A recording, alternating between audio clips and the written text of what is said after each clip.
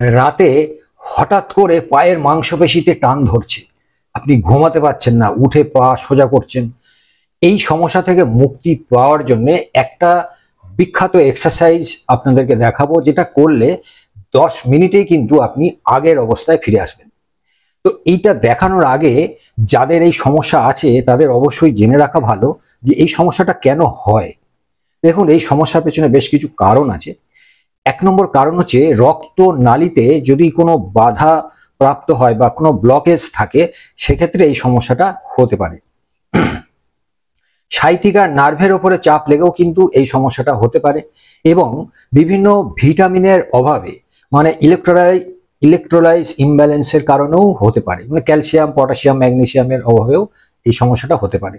দেখুন, রাতে মুভমেন্টটা কম হয়, যার কারণে ব্লাড সার্কুলেশনটা কম হয়, আর এই কারণেই এই সমস্যাটা রাতের বেলায় বেশি হয়।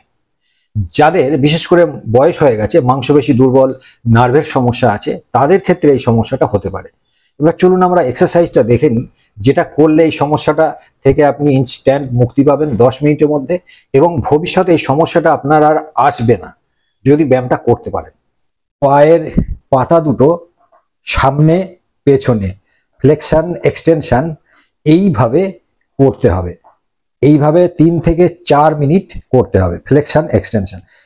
এই এক্সারসাইজটা করলে আপনি দেখবেন কাপ মাসল এবং সাইটিকা নার্ভে স্ট্রেস হচ্ছে। অ্যাকচুয়ালি এর জন্য দরকার এই কাপ মাসল স্ট্রেস এক্সারসাইজ, আর সেটাতেই এইটা খুব ভালোভাবে সম্ভব। এর আরো পোজ আছে, সেটা আমি দেখাচ্ছি। পা দুটো দেখুন আমি যেভাবে করছি, করে সেই একই ফ্লেকশন এক্সটেনশন এইভাবে শুয়ে শুয়ে করতে হবে। পাতাটা ওপরে নিচে, ওপরে যতটা স্ট্রেস হবে ততটাই করবেন, আবার নিচে যতটা যাবে ততটাই করতে হবে।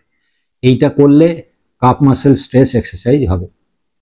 যে পায়ে টান লাগছে সেই পাটা এইভাবে করুন, আর এরকমই একটা চেয়ারে বা খাটে বসে করতে পারেন।